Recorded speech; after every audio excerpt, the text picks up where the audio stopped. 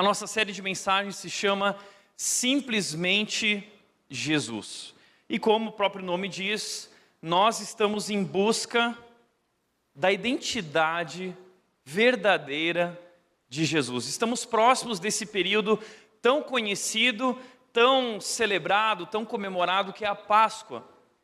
Porém, apesar de tão conhecido e celebrado, pouco compreendido.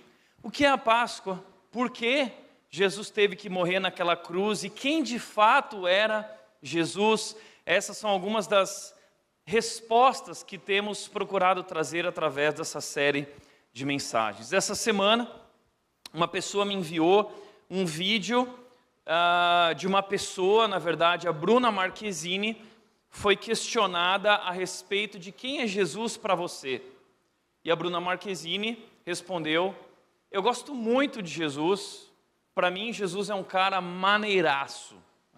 O cara é super da hora, ele é muito legal, o fã-clube dele que às vezes estraga o rolê. Essa é a opinião da Bruna Marquezine sobre Jesus, e não somente dela, mas talvez de alguns aqui, da maioria das pessoas que vejo respondendo perguntas sobre Jesus. Jesus é um cara legal, Jesus é um cara maneiraço, e Jesus é um cara da hora. As pessoas têm muitas maneiras de definir Jesus. Jesus é definido por aí como o maior psicólogo que já existiu. Jesus é definido por aí como modelo de gestão ou modelo de liderança. Jesus é visto, enxergado como exemplo de boas maneiras.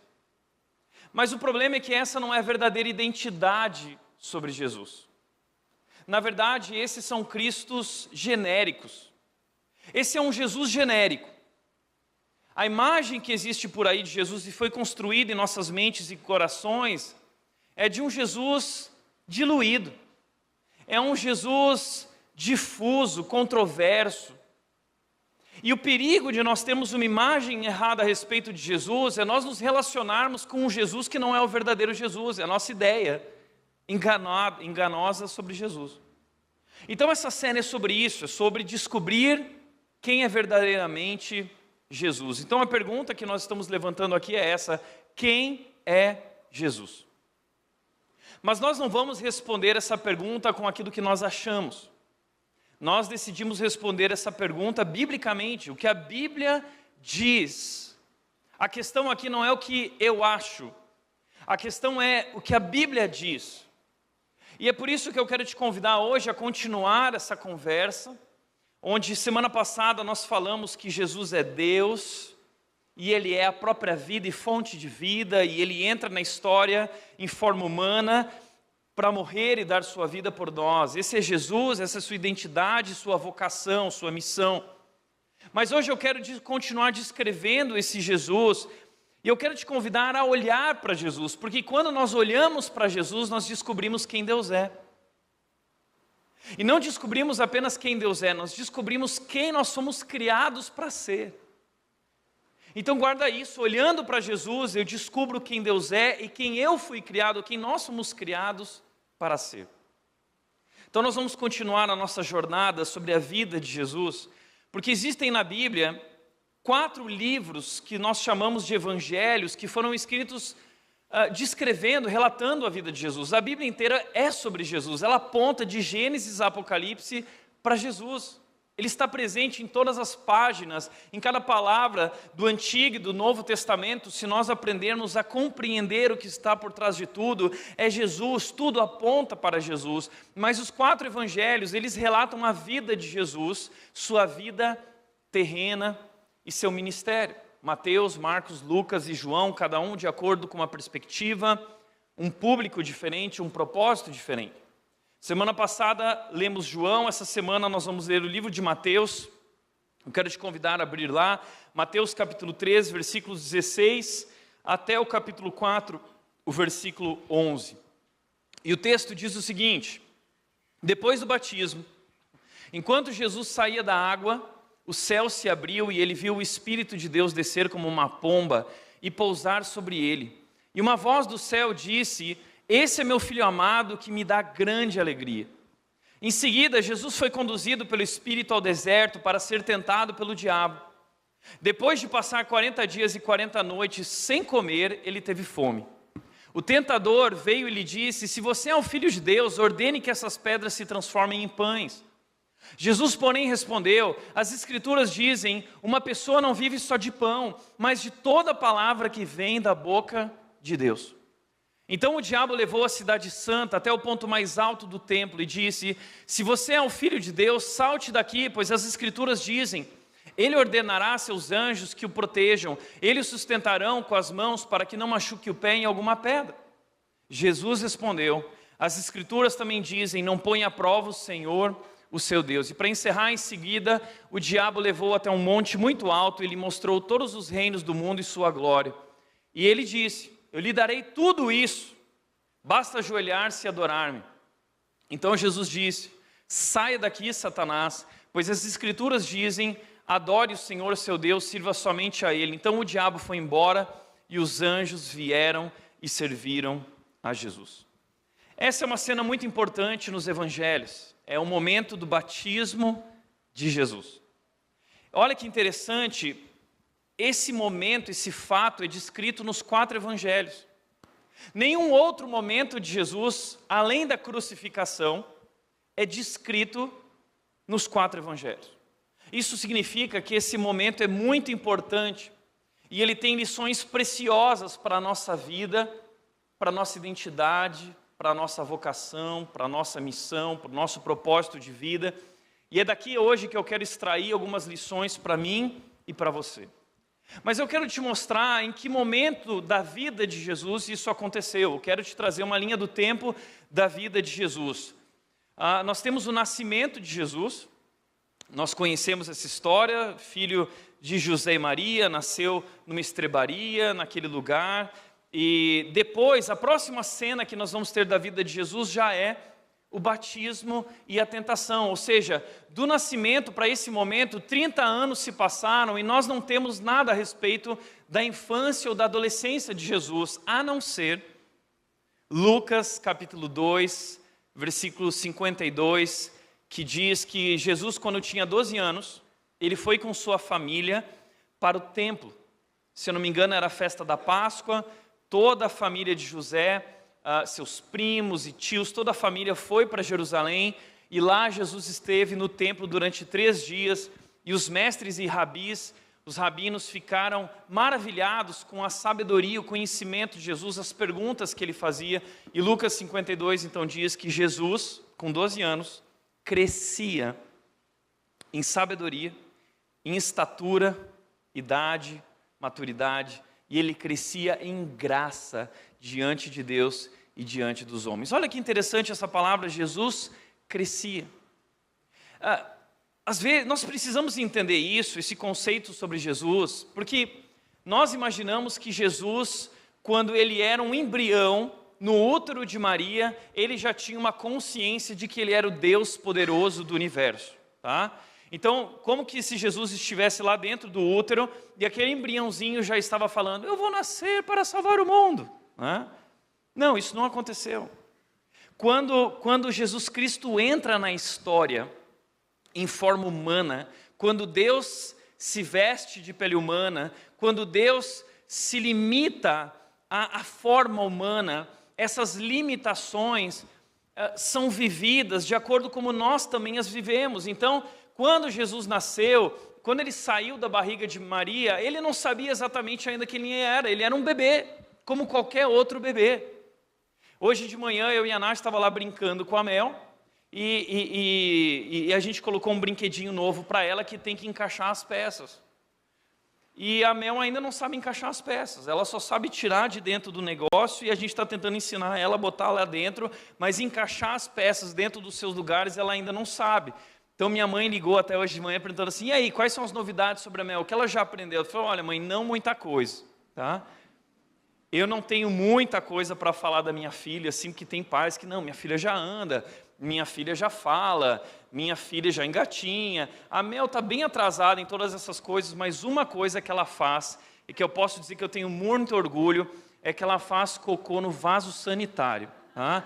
Que nem gente grande, é incrível isso, tá? A gente segura ela lá, é a coisa Então esse é o único orgulho que eu tenho muito orgulho da minha filha, né? Mas isso é uma coisa que ela faz como um adulto. Então, o bebezinho, ele não tem essa consciência, ele ainda não sabe. Jesus também passou por essas limitações, ele também teve o tempo dele para aprender a encaixar as peças, e mais do que isso, aprender e tomar consciência. A vida de Jesus até os 30 anos foi um período de expansão da sua consciência a respeito de quem ele era e qual era a sua missão. Ele é Deus, mas ele é 100% Deus e 100% humano, e a sua glória foi encoberta por essa limitação humana, por esse corpo humano, até que ele foi crescendo, estudando em sabedoria e crescendo e se desenvolvendo e adquirindo essa consciência até chegar aos 30 anos de idade.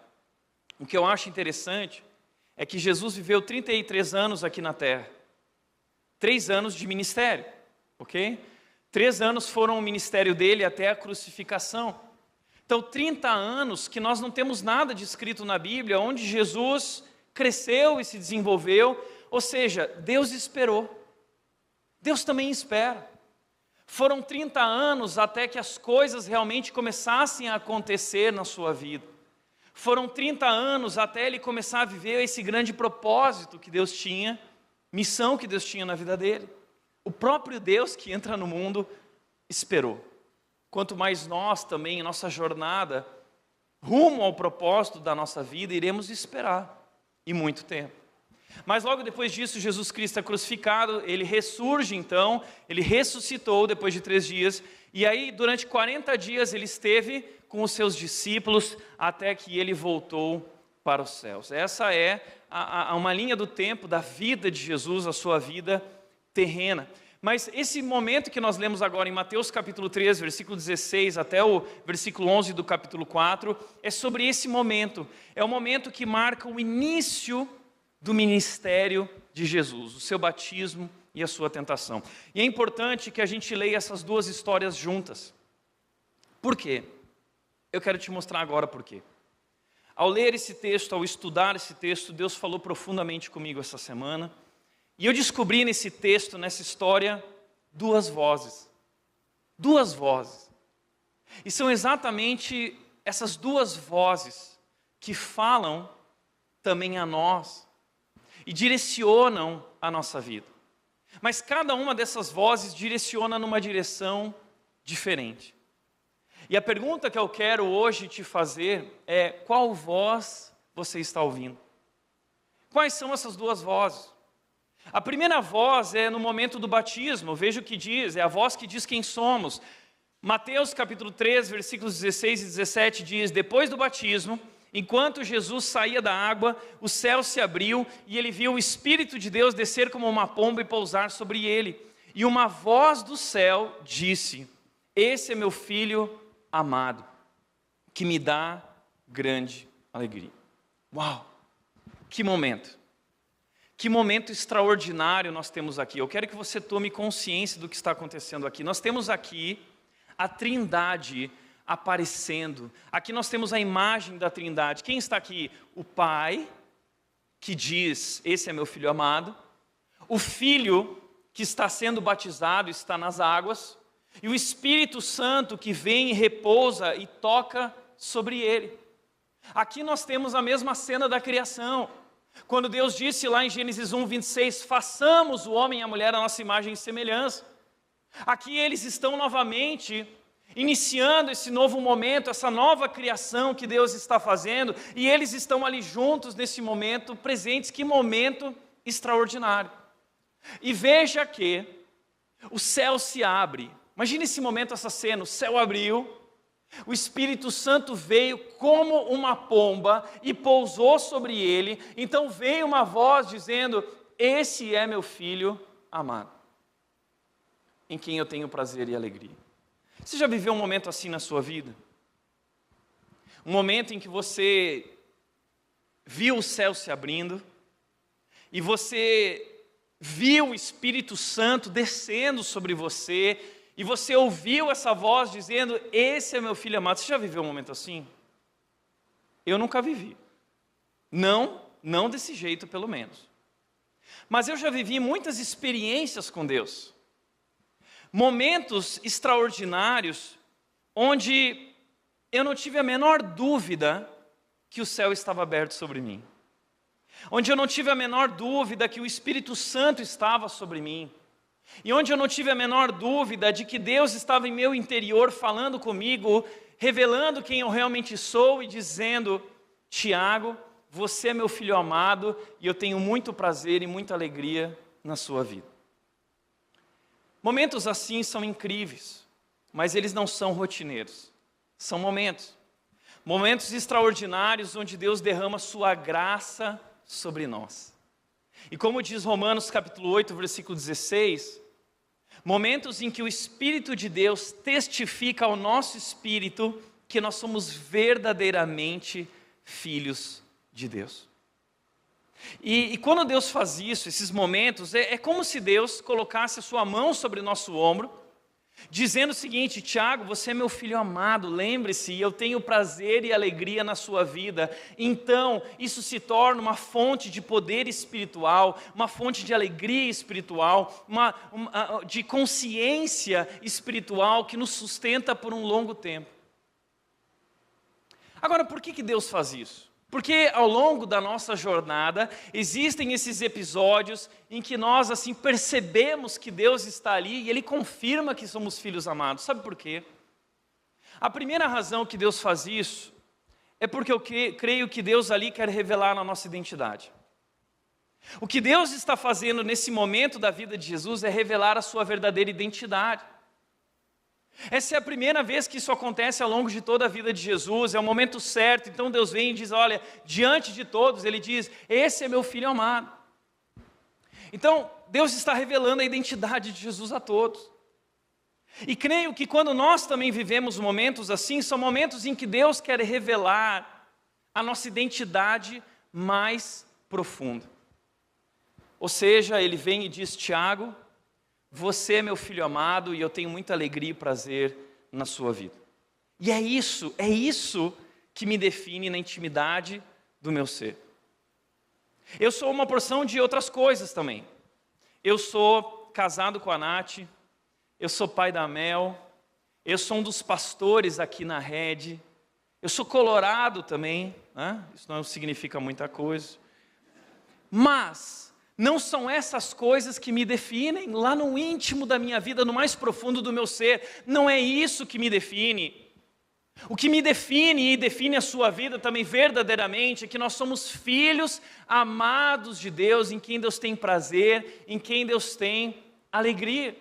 Quem é você? Eu sou um filho amado de Deus. E quando alguém te pergunta quem é você, a sua resposta deve ser: eu sou um filho amado de Deus. É isso que nos define e não as realidades circunstanciais e passageiras da nossa vida e da nossa existência.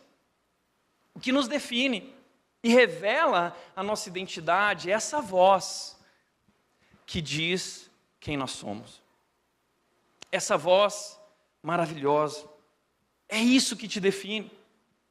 Não são os traumas que você viveu na sua infância que te definem. Não são as tuas dores. Não são as tuas enfermidades ou as doenças que você enfrentou ou está enfrentando. Não é a história da sua família. Não é a tua bagagem genética.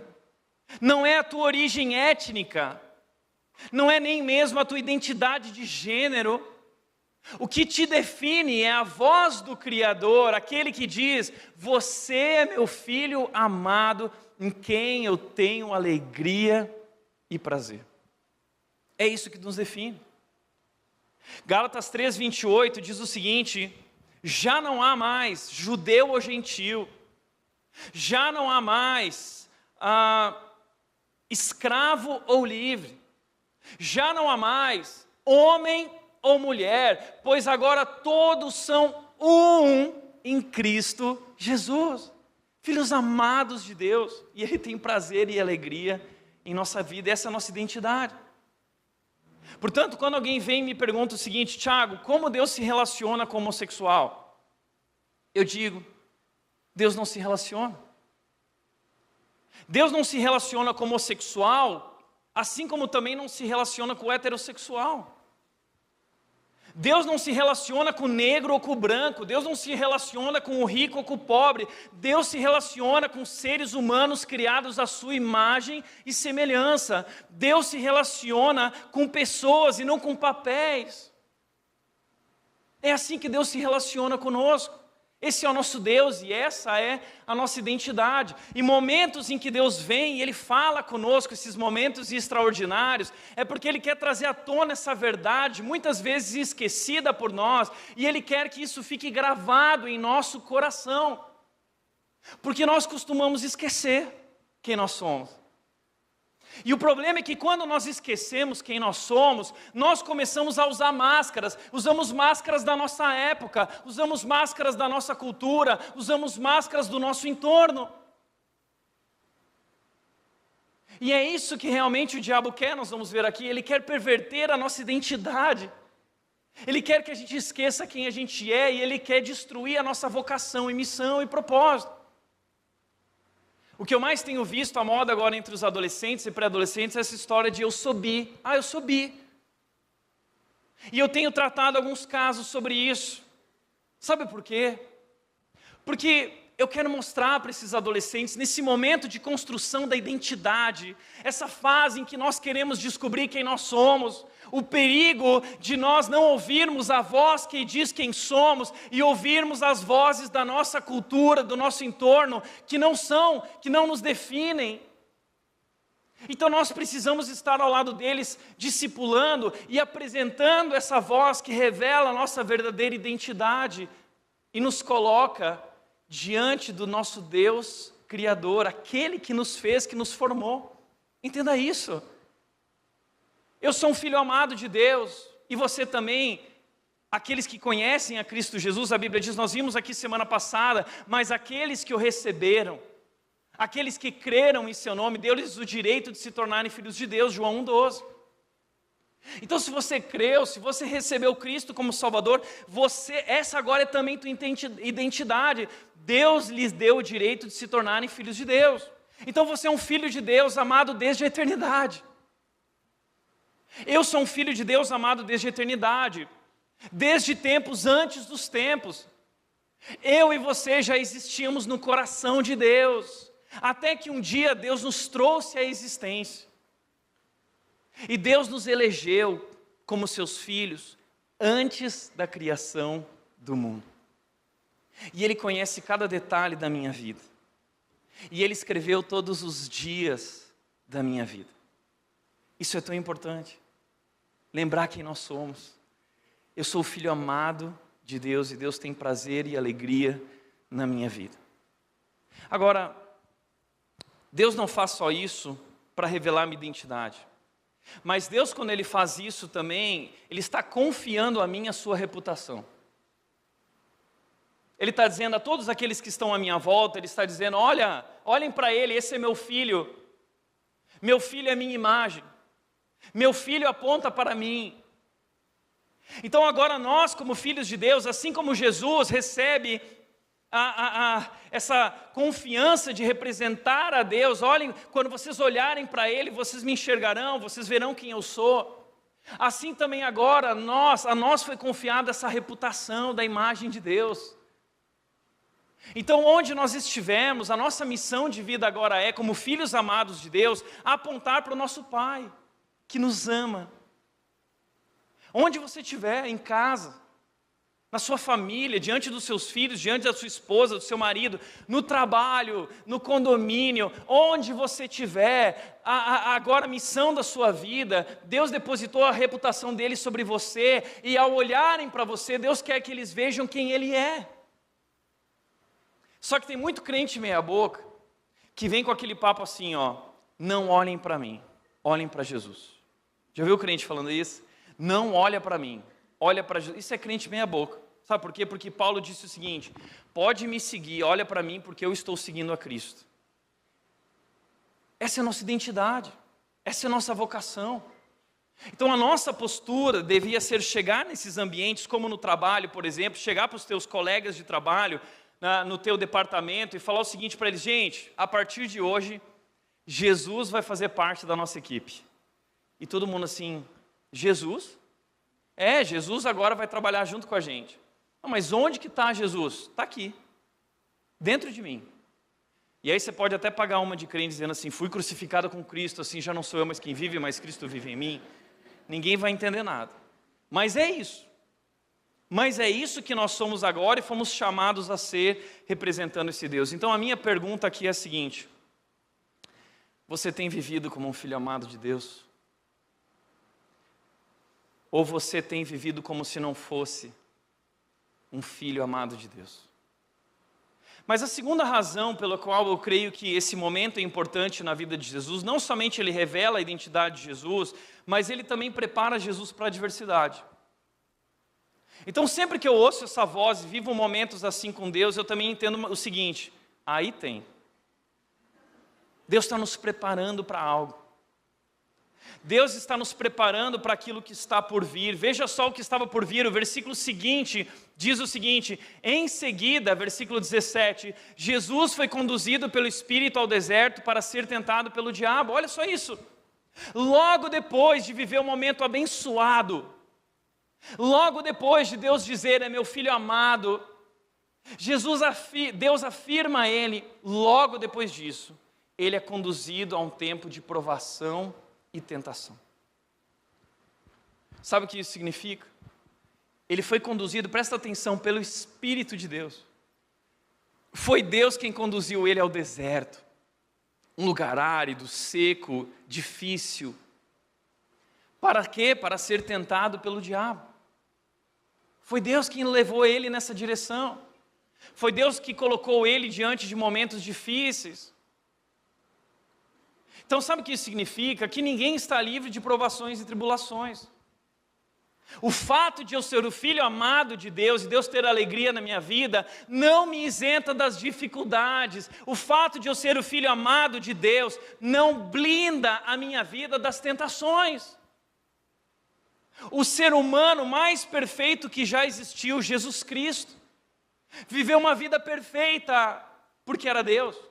Não pecou, resistiu à tentação, venceu. Ele é o único ser humano na face da terra que merece o amor pleno de Deus. Mas ainda assim, ele sofreu. E não foi pouco. Ele sofreu muito. E esse momento, essa cena da tentação, é só o primeiro assalto da luta. Porque depois disso, numa constante crescente, ele vai ser rejeitado.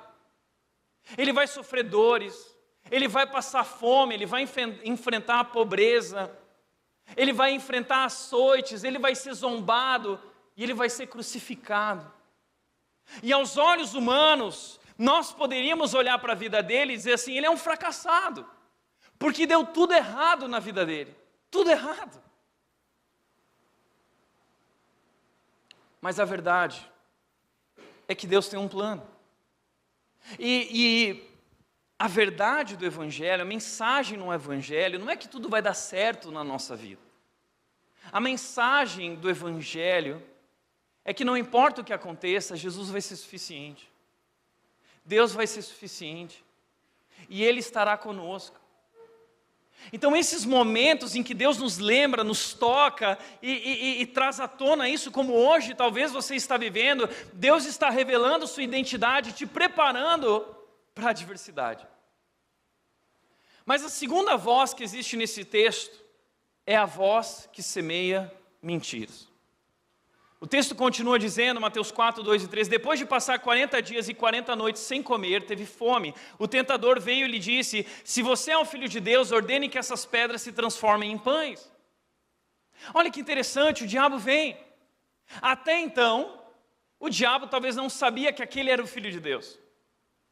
Agora Deus diz, é ele, confirma.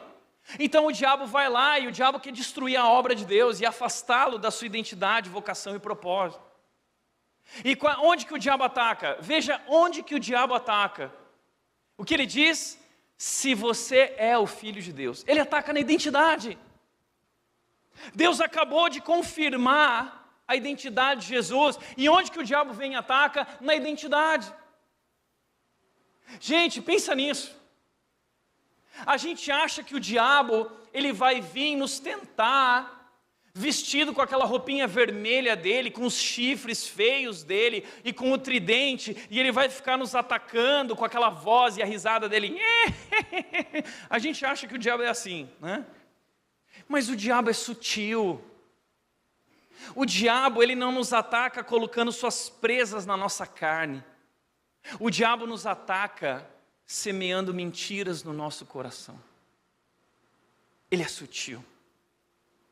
E ele vai transformando a maneira como nós pensamos.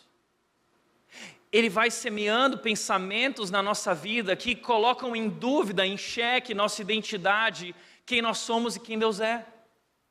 Ele quer nos colocar contra Deus. Ele quer que a gente esqueça quem a gente é.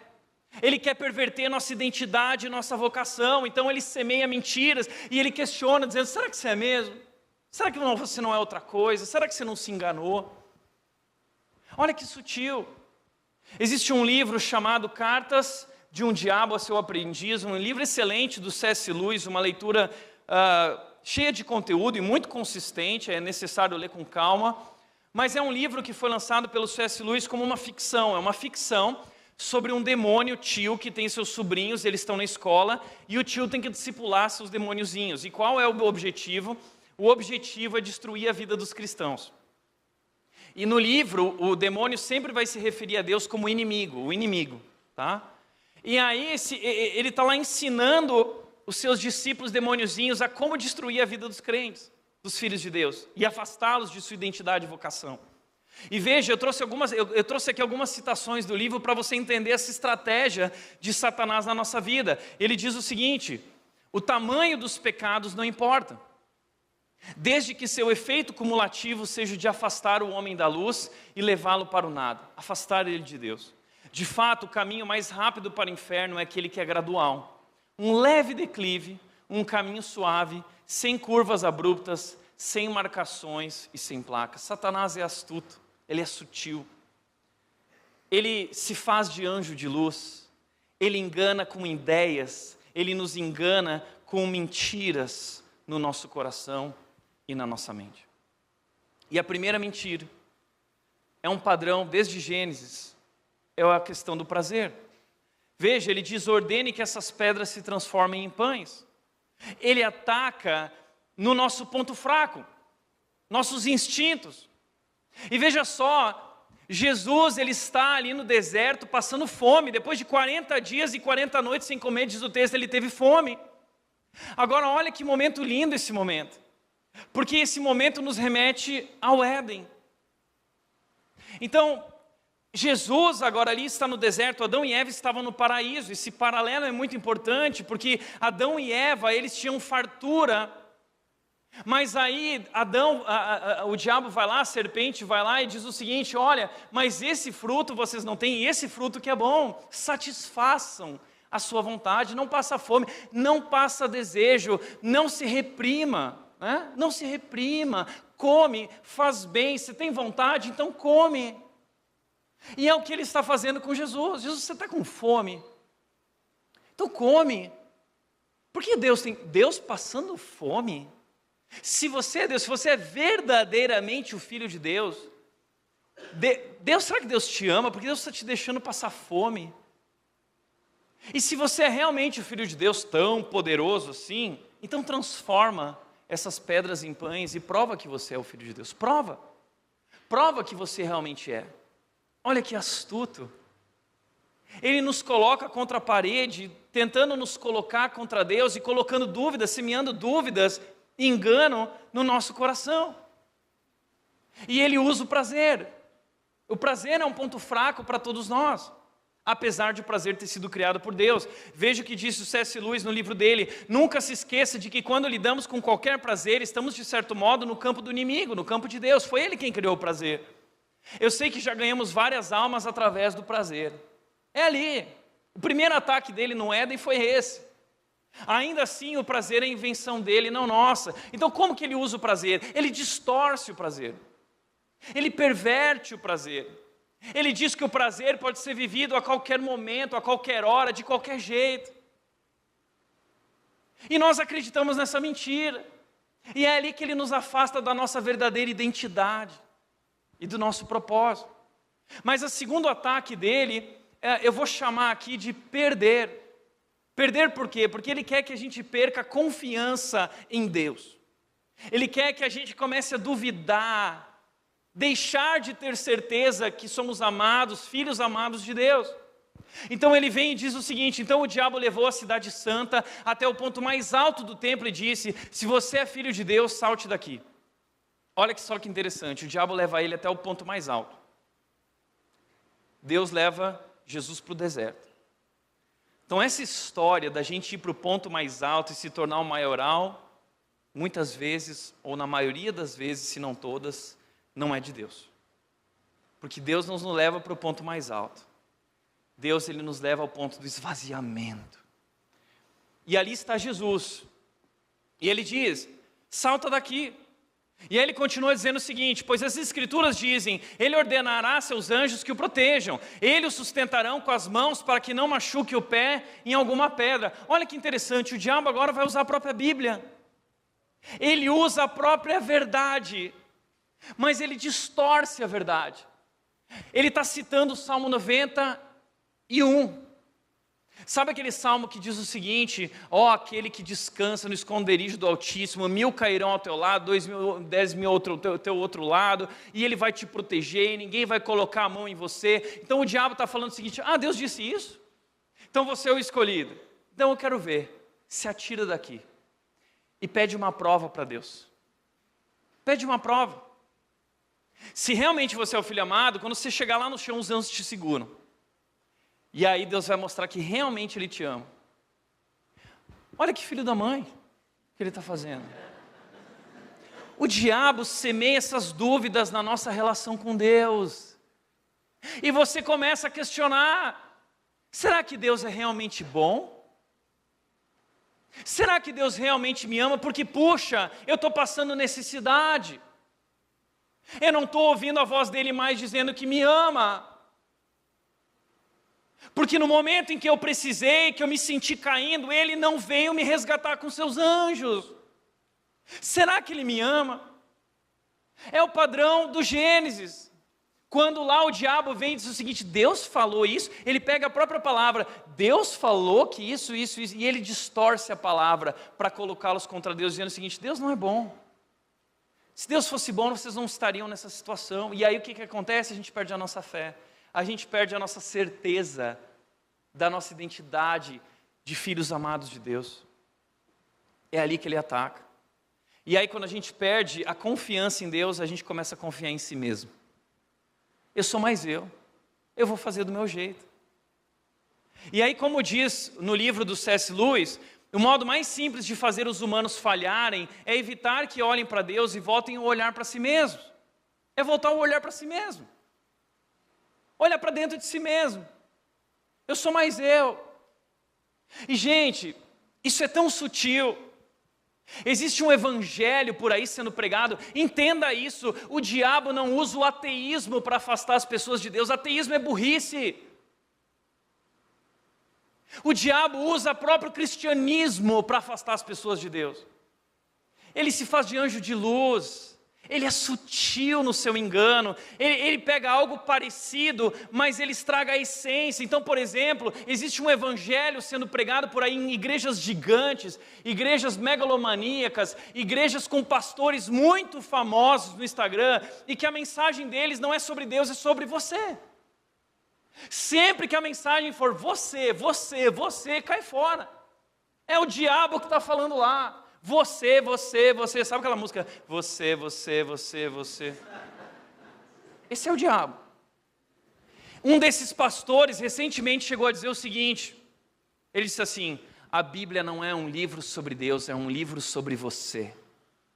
E aí todo mundo, milhões de compartilhamentos. Um bando de gente iludida pela voz que semeia mentiras. Tudo que Deus fez foi por você, para você, você é o centro de tudo. É assim que o diabo nos afasta de Deus. ao nos fazer viver em torno de si mesmos e não ao entorno dele. Ele é quem define nossa identidade e nele encontramos nossa vocação e nossa vida deve apontar para ele, que é o Criador e o doador da vida.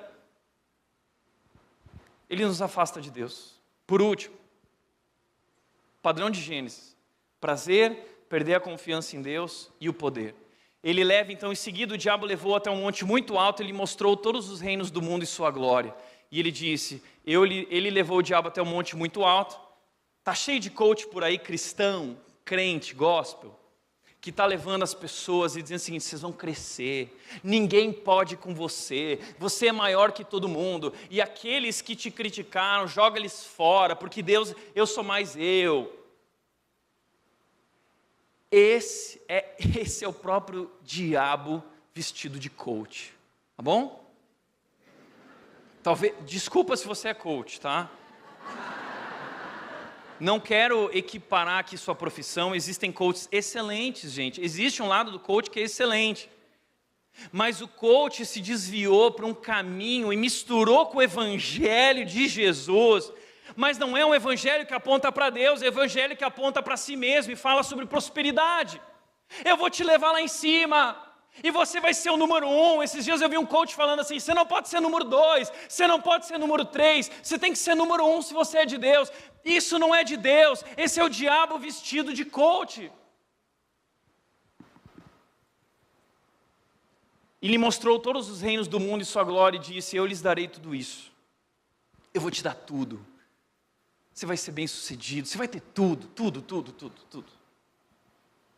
É assim que o diabo semeia mentiras no nosso coração. E como disse o C.S. Lewis no livro dele, Cartas de um Diabo ao Seu Aprendiz, ele diz, olha só, a prosperidade, o demônio falando para os sobrinhos demoniozinhos na escola, tá?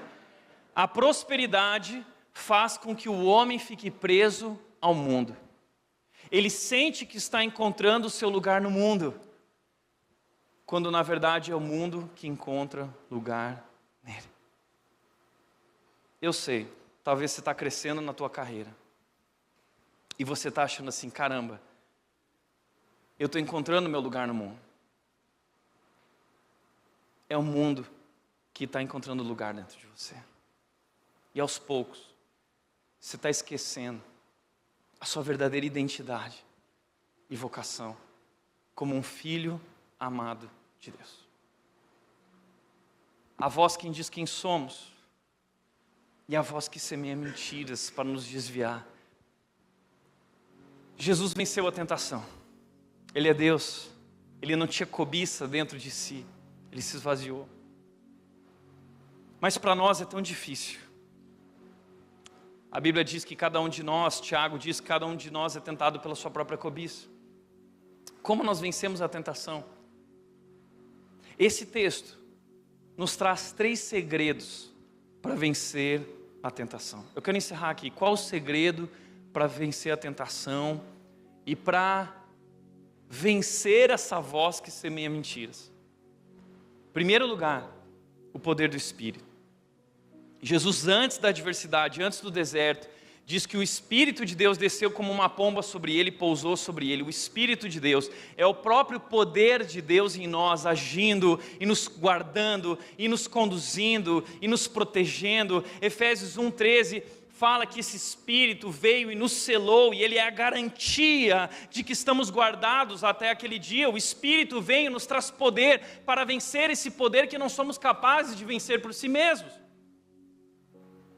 E foi o poder do Espírito que fez Jesus Cristo ressuscitar dos mortos. E Paulo diz em Romanos que o mesmo poder que ressuscitou Jesus Cristo dos mortos agora habita em nós. O poder de Deus habita em você para te ajudar a vencer a tentação.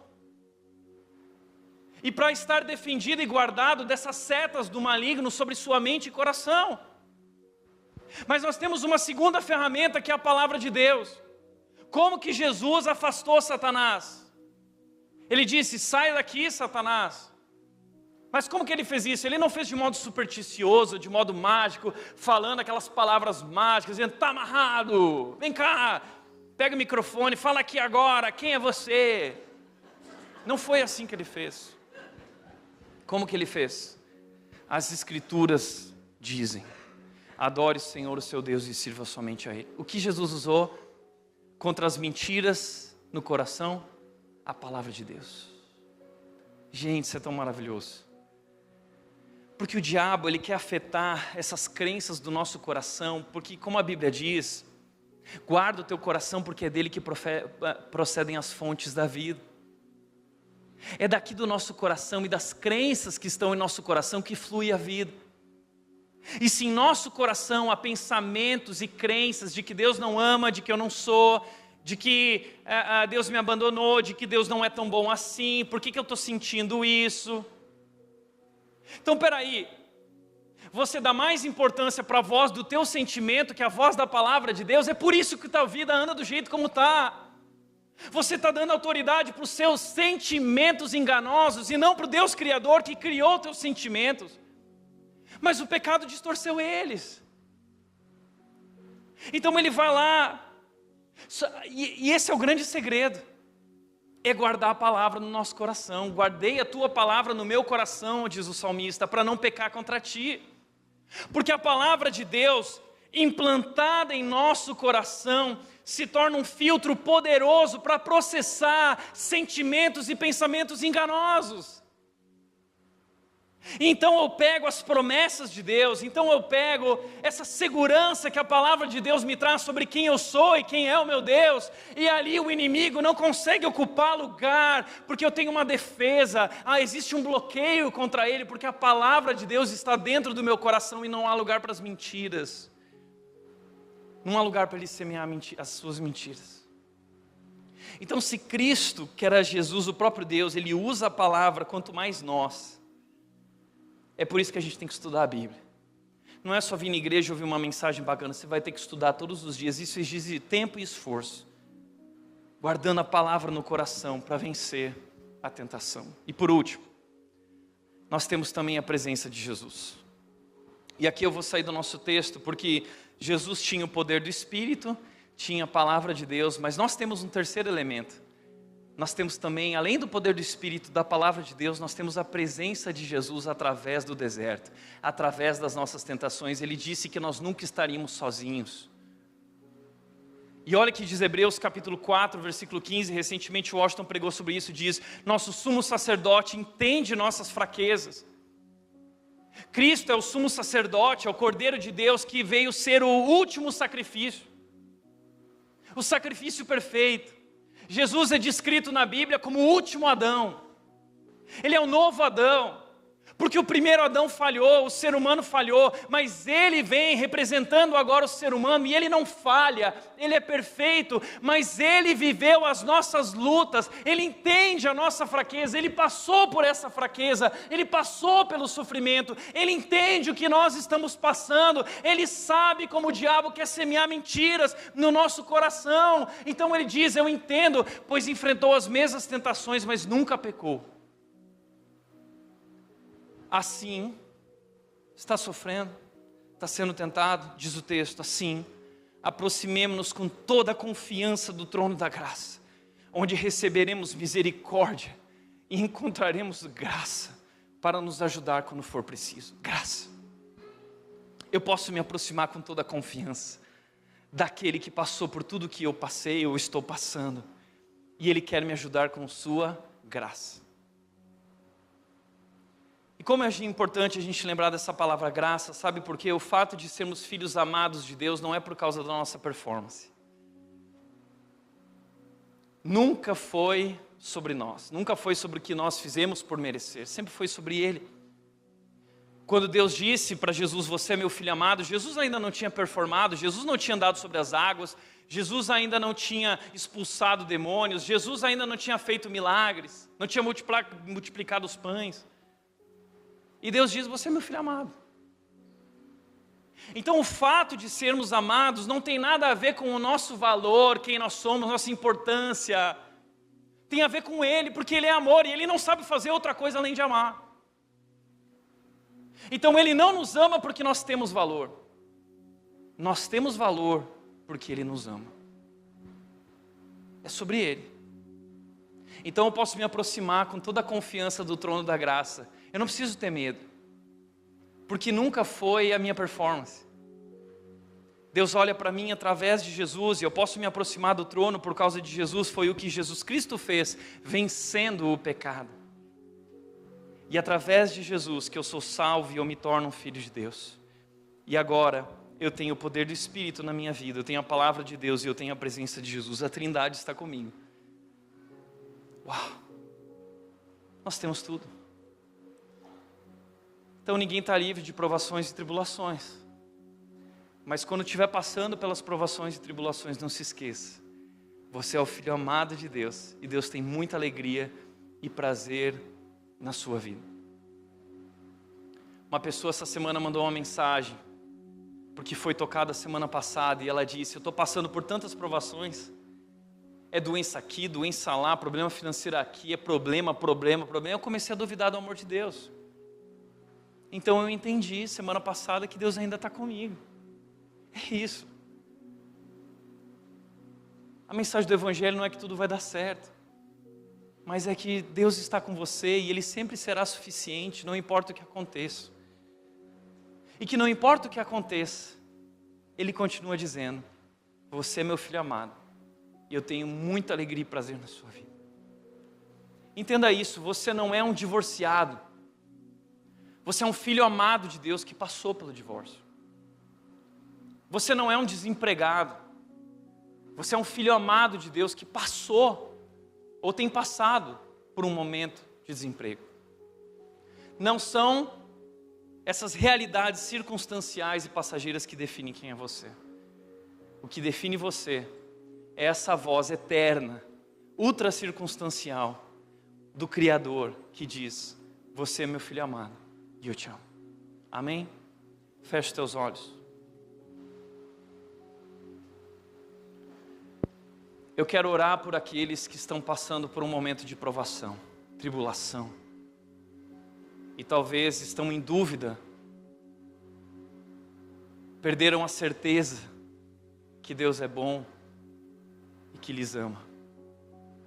Eu quero te convidar a ficar de pé, eu quero orar por você, para que você possa ouvir essa voz no seu coração dizendo: você é meu filho amado, e eu estou com você e eu tenho alegria na sua vida. Fica de pé, eu quero orar por você, se esse é teu desejo.